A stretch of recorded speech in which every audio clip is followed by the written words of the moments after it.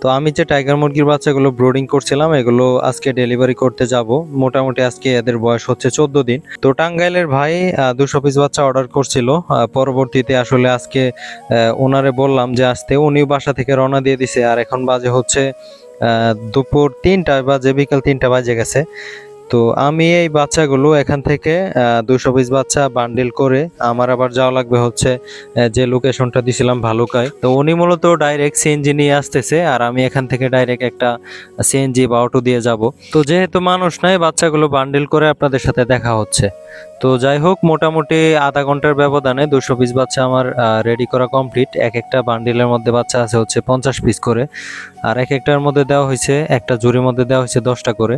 তো একটু টেনশনের মধ্যে আছি, সেটা হচ্ছে যদি যেহেতু মাত্রা অতিরিক্ত গরমের জন্য যদি সমস্যা হয় বা হতেও পারে, আর গাড়ির মধ্যে উঠায় ফেললে